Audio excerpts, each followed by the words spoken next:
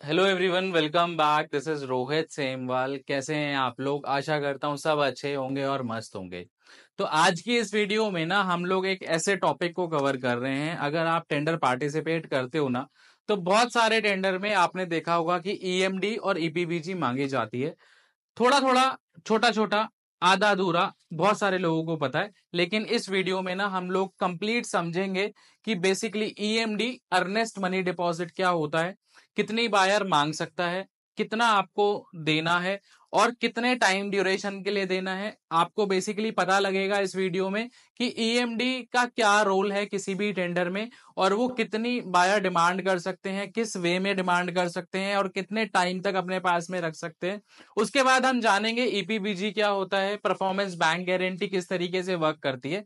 तो इस वीडियो में मैं ईएमडी और ईपीबीजी के बारे में आपको बताने वाला हूं। और अगर आप टेंडर में रेगुलरली पार्टिसिपेट करते हैं ना, तो बहुत सारे लोगों की कंफ्यूजन ये रहती है कि ईएमडी ईपीबीजी में क्या फर्क है, कितने टाइम तक देना है। कई लोगों का तो ये भी रहता है कि सर हमने इतने सारे डिपार्टमेंट में ईएमडी दी हुई है बट हमें पता ही नहीं है कि वापस कब मिलेगी, और हम बायर को कैसे बोले या फिर कितने टाइम बाद बोले कि हमारी ईएमडी वापस कर दीजिए। तो इन क्वेश्चंस के जवाब ना आपको इस वीडियो में मिलने वाले हैं। तो आइए स्टार्ट करते हैं अपना वीडियो और समझते हैं कि ईएमडी ईपीबीजी क्या होता है किसी भी टेंडर में।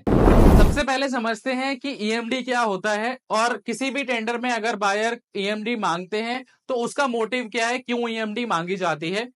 What is EMD? EMD stands for earnest money deposit. EMD की जो फुल फॉर्म है वो अर्नेस्ट मनी डिपॉजिट है। To safeguard against a bidder withdrawing और altering its bid during the bid validity period, EMD is to be obtained from bidders along with their bids. देखिए, जब आप किसी भी tender में पार्टिसिपेट करते हो और आप उस टेंडर को पार्टिसिपेट करने में वाकई में इंटरेस्टेड हो और आपको कल को ऑर्डर मिलता है, तो आप कहीं पे भी उस ऑर्डर को एग्जीक्यूट करने में पीछे नहीं हटोगे या फिर उसमें कोई भी ऑल्टरेशन नहीं करोगे, या फिर अगर आपको कल को ऑर्डर मिल जाता है तो आप उसे एग्जीक्यूट करने में कहीं पे भी पीछे नहीं आओगे। इस चीजों को इंश्योर करने के लिए ईएमडी मांगी जाती है। आसान शब्दों में समझाऊं तो देखिए, अगर कोई भी बायर कोई भी टेंडर फ्लोट कर रहे हैं तो वो इंश्योर करने के लिए ईएमडी मांगते हैं कि जो भी पार्टिसिपेंट्स उस टेंडर में पार्टिसिपेट कर रहे हैं वो वाकई में इंटरेस्टेड हैं उस काम को करने के लिए।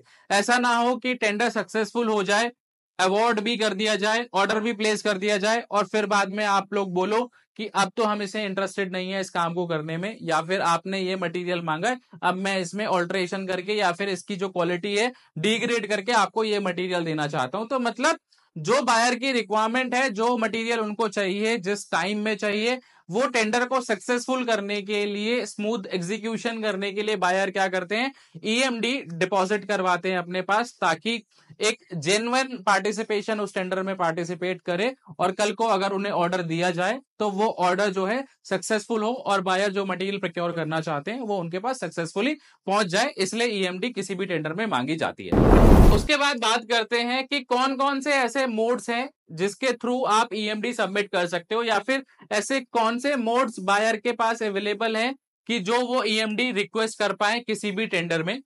इन what form EMD can be taken? Insurance surety bonds, account payee demand draft जिसे डीडी भी बोला जाता है, और इंश्योरेंस श्योरिटी बॉन्ड्स के थ्रू भी ईएमडी रिक्वेस्ट करी जा सकती है। Fix deposit, bankers cheque, FD या फिर बैंकर्स चेक के थ्रू भी की जा सकती है। और है बैंक गारंटी और ऑनलाइन पेमेंट। बैंक गारंटी बीजीजी से बोला जाता है, और ऑनलाइन पेमेंट अगर कोई भी बायर या फिर कोई भी डिपार्टमेंट डायरेक्टली अपने बैंक अकाउंट डिटेल शेयर करता है तो ऑनलाइन पेमेंट भी एक्सेप्ट की जा सकती है। अब ये जितने भी मोड्स हैं ना, ये डिपेंड करेगा कि जो भी टेंडर आप पार्टिसिपेट कर रहे हो उसमें बायर ने किस मोड को चूज किया है। अगर बायर ने मेंशन किया है कि मुझे ईएमडी डिमांड ड्राफ्ट के मोड में ही चाहिए तो आप डिमांड ड्राफ्ट बना के सबमिट करोगे। अगर उन्होंने मेंशन किया है कि आप ऑनलाइन पेमेंट कर सकते हो, साथ साथ डिमांड ड्राफ्ट का भी ऑप्शन आपको दिया गया है, तो दोनों ही ऑप्शन आपके पास अवेलेबल है। अगर आप चाहो तो डिमांड ड्राफ्ट भी सबमिट कर सकते हो, और अगर आप चाहो तो आप ऑनलाइन पेमेंट करके भी उस टेंडर की जो ईएमडी है उसको डिपार्टमेंट को डायरेक्टली सबमिट कर सकते हो। EMD is normally to remain valid for a period of 45 days beyond the final bid validity period।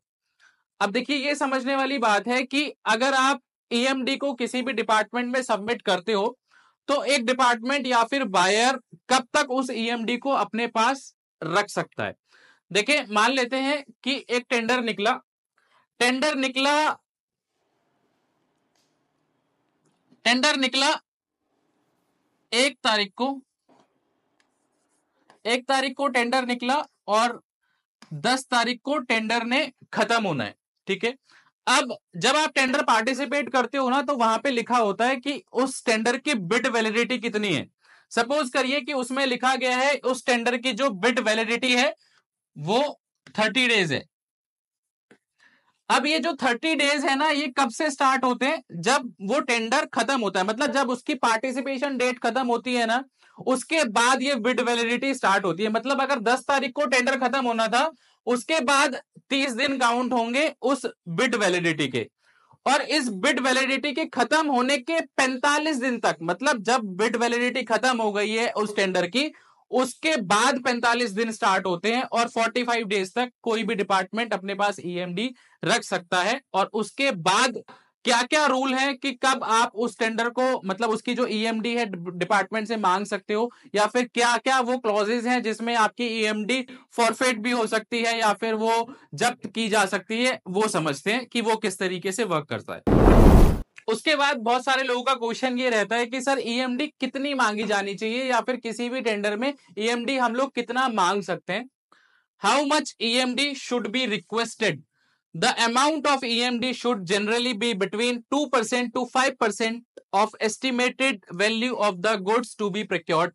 मतलब जो भी प्रोक्योरमेंट आप करने जा रहे हो उसकी जो वैल्यू है, मतलब उस कॉन्ट्रैक्ट की जो लमसम वैल्यू है, उसका 2 से लेकर 5% तक आप ईएमडी रिक्वेस्ट कर सकते हो।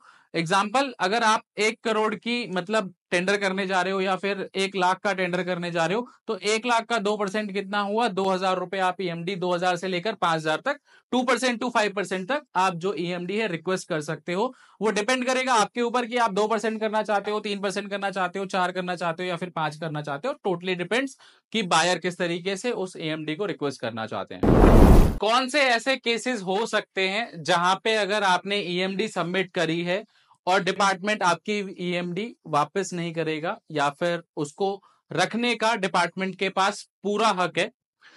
तो विड्रॉस और अमेंड्स इट्स हिज टेंडर, मतलब अगर आप किसी भी टेंडर में पार्टिसिपेट करते हो और टेंडर पार्टिसिपेशन डेट खत्म हो गई और टेंडर इवैल्यूएशन में चला गया और उसके बाद आप उस टेंडर को विड्रॉ करते हो, या फिर आप बोलते हो कि मैं इसमें कुछ चेंजेस करना चाहता हूं, प्रोडक्ट क्वालिटी में चेंजेस करना चाहता हूं, डॉक्यूमेंटेशन में चेंज करना चाहता हूं, तो उस केस में बायर के पास, डिपार्टमेंट के पास पूरा हक है कि वो आपकी ईएमडी वापस ना करे या फिर उसे लैप्स कर दे। दूसरा है impairs derogates from the tender in any respect within the period of validity of the tender। मतलब आपने कोई भी टेंडर पार्टिसिपेट किया है और उसके अंदर जो भी प्रोडक्ट आपने ऑफर किया है उसकी क्वालिटी आप डाउनग्रेड करते हो, या फिर जो भी काम आप करने जा रहे हो, आपने टेंडर जब पार्टिसिपेट किया था उस टाइम आपने कुछ और ऑफरिंग दी है, बट बाद में आप डिपार्टमेंट को रिक्वेस्ट करते हो कि मैं इससे डाउनग्रेड मटेरियल में दूंगा या फिर इसको कम उसमें करके दूंगा, तो उस केस में भी बायर के पास पूरे राइट्स हैं कि आपकी जो ईएमडी है वो अपने पास रख सकते हैं और उसे वो वापस ना करें।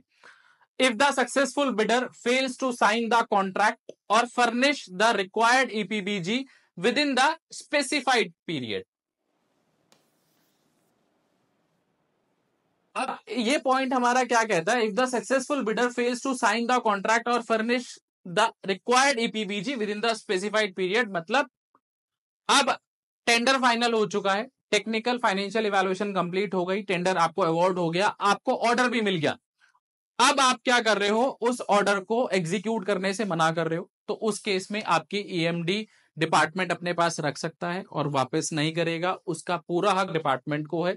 दूसरा, आपको ऑर्डर मिल गया बट बहुत सारे टेंडर्स ऐसे भी होते हैं जहां पे आपको ईपीबीजी सबमिट करनी होती है। ईपीबीजी की फुल फॉर्म होती है ई परफॉर्मेंस बैंक गारंटी, या फिर पीपीबीजी, पीबीजी भी बोलते हैं। पीबीजी की फुल फॉर्म है परफॉर्मेंस बैंक गारंटी। ई जब लग जाता है तो मतलब इलेक्ट्रॉनिक मोड से, मतलब ईपीबीजी मतलब इलेक्ट्रॉनिक मोड से आप उस बैंक गारंटी को सबमिट कर रहे हो।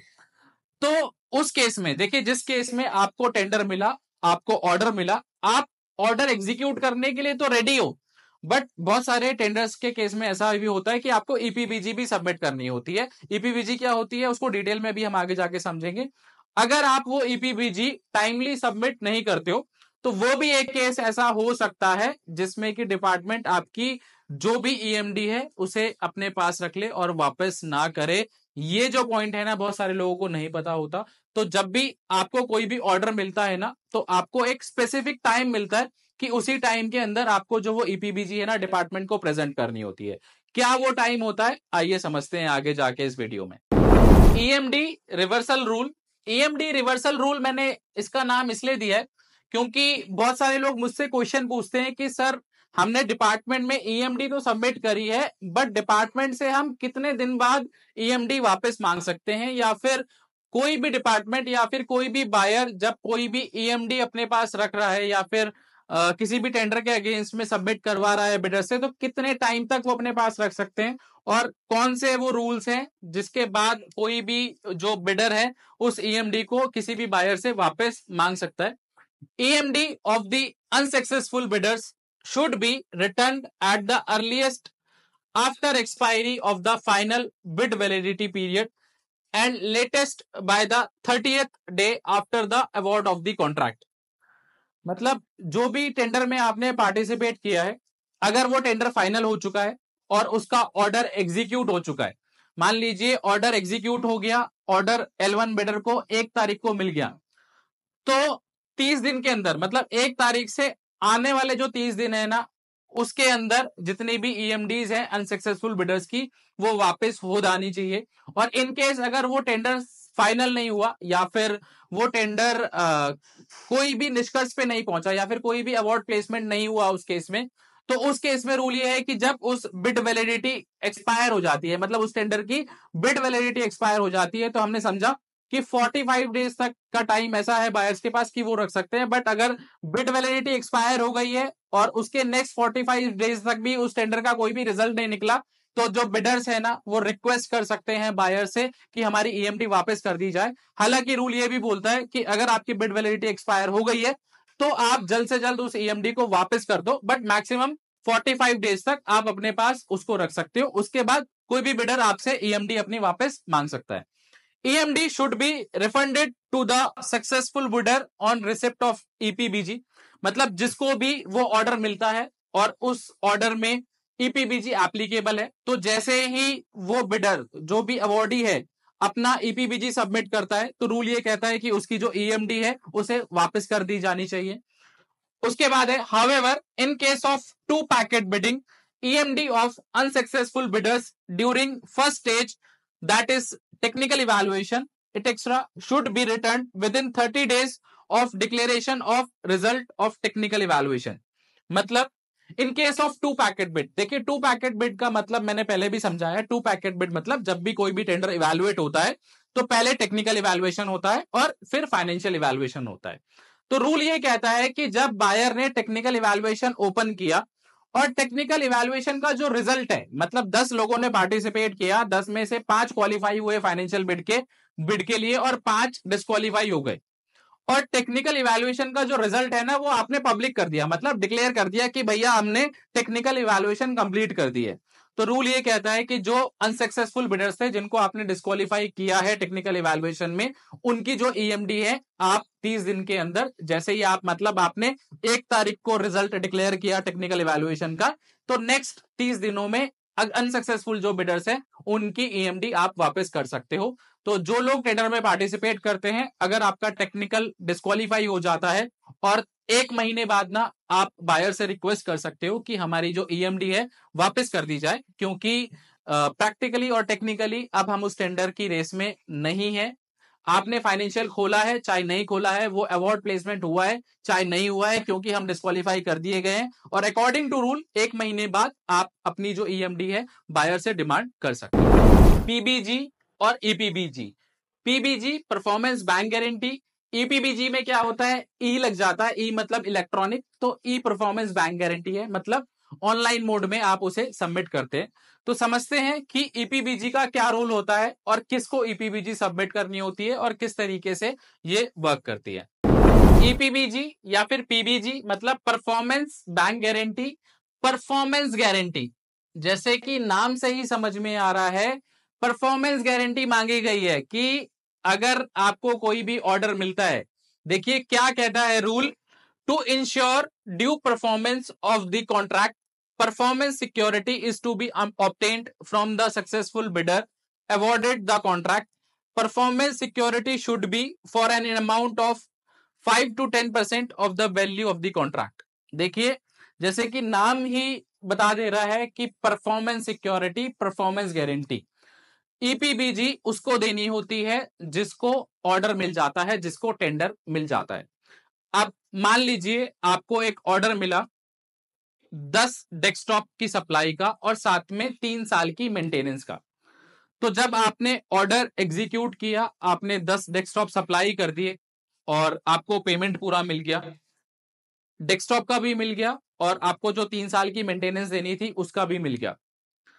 अब क्या भरोसा है कि वो जो 3 साल की मेंटेनेंस है ना, वो अकॉर्डिंग टू कॉन्ट्रैक्ट वो बिडर दे या फिर ना दे, या फिर हो सकता है वो कल को पीछे हट जाए कि अब मैं इसके अकॉर्डिंग नहीं दूंगा, अपने अकॉर्डिंग दूंगा, या फिर अब मैं दूंगा ही नहीं।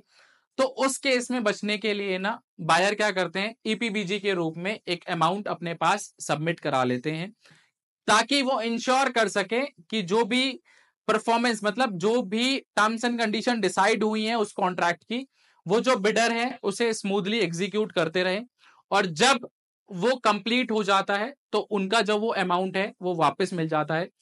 5 से लेकर 10% तक ईपीवीजी मांगी जा सकती है। कोई भी बायर किसी भी टेंडर में 5 से 10% तक ईपीवीजी डिमांड कर सकते हैं। हालांकि जब कोविड हुआ था, और कोविड में आपको लोगों को पता है कि सबके पास फंड्स की इश्यूज थे और इकोनॉमी भी डाउन थी, तो उस केस में ना गवर्नमेंट ने स्पेशल ये रूल निकाला था कि 3% कर दिया गया था। जो इसे 5 से 10% का जो ये रूल है, उस टाइम पे 3% कर दिया गया था कि 3% तक ही सारे जो डिपार्टमेंट है उनको गाइडलाइंस थी कि वो 3% तक ही परफॉर्मेंस बैंक गारंटी जो भी बिडर्स हैं उनसे मांगे। कुछ यूजफुल इंफॉर्मेशन ईपीबीजी के बारे में मैं आपको बताता हूं।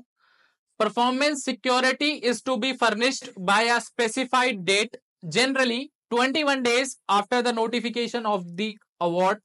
It should be remain valid for a period of 60 days beyond the date of completion of all contractual obligations of the contractor. क्या कहता है रूल? रूल ये कहता है कि जब भी आपको ऑर्डर मिलता है और अगर उस टेंडर में ईपीबीजी एप्लीकेबल है, तो 21 दिन के अंदर आपको वो जो ईपीबीजी है ना अपने डिपार्टमेंट में सबमिट करनी है। अब बात आती है कि कोई भी डिपार्टमेंट उस ईपीबीजी को कितने टाइम तक अपने पास रख सकते हैं। तो रूल ये है कि जो भी आपका कॉन्ट्रैक्चुअल पीरियड है, मतलब आपको अगर 2 साल की मेंटेनेंस चाहिए या फिर 2 साल की सर्विस चाहिए, तो कितने हुए? 24 महीने। तो रूल ये कहता है कि आप 24 महीने का तो आपका कॉन्ट्रैक्चुअल पीरियड है, आप 2 महीने एक्स्ट्रा ईपीबीजी अपने पास रखो, मतलब 26 महीने के लिए ईपीबीजी आपको सबमिट करनी पड़ेगी, या फिर कोई भी बायर 2 महीना एक्स्ट्रा जो भी कॉन्ट्रैक्चुअल पीरियड है उससे 2 महीने एक्स्ट्रा का बफर लेके ईपीबीजी डिमांड कर सकते हैं। The performance security will be forfeited and credited to the procuring entity account in the event of breaching of contract by the contractor. और जो भी ये पीरियड होता है, जो भी ये कॉन्ट्रैक्चुअल पीरियड होती है जहां पे आपको कोई भी सर्विस देनी है या फिर जो भी एएमसी देनी है, अगर उस बीच अगर आप कुछ भी ऐसा एक्टिविटी करते हो या फिर अपना जो भी सर्विसेज है उसमें डाउनग्रेड करते हो या फिर अकॉर्डिंग टू कॉन्ट्रैक्ट अगर आप नहीं चलते हो, तो बायर के पास पूरा हक है आपकी ईपीबीजी जब्त करने का और वो आपको रिटर्न ना करे, इसका उनके पास पूरा हक है अकॉर्डिंग टू रूल। तो ये था हमारा आज का वीडियो ईएमडी और ईपीबीजी के रूप में। आई होप कि आपको ये इन्फॉर्मेशन वैल्यूएबल लगेगी और आपकी day to day tendering life में ये इन्फॉर्मेशन कहीं ना कहीं आपको हेल्प करेगी। कैसे लगा वीडियो आप मुझे कमेंट करके जरूर बताइएगा और ज्यादा से ज्यादा इस वीडियो को शेयर करिएगा ताकि हर किसी को ईएमडी और ईपीबीजी के बारे में पता हो। सही इंफॉर्मेशन पता होगी तभी आप अपना टेंडरिंग बिजनेस ग्रो कर पाओगे, तभी आप गवर्नमेंट वर्टिकल में आगे पहुंच पाओगे। और कमेंट करके मुझे जरूर बताइएगा अपना फीडबैक कि किस तरीके से आपको मेरी वीडियोस लग रही हैं। कमेंट करके आप मुझे सजेशन भी दे सकते हैं कि किस टॉपिक पे मुझे वीडियो बनानी चाहिए। जो लोग चैनल पे नए हैं, आई रिक्वेस्ट कि आप चैनल को सब्सक्राइब कर लीजिए ताकि मेरी वीडियो आप लोगों तक जल्द से जल्द पहुंचती रहे। जल्दी मिलेंगे एक नई वीडियो के साथ, तब तक के लिए थैंक यू सो मच।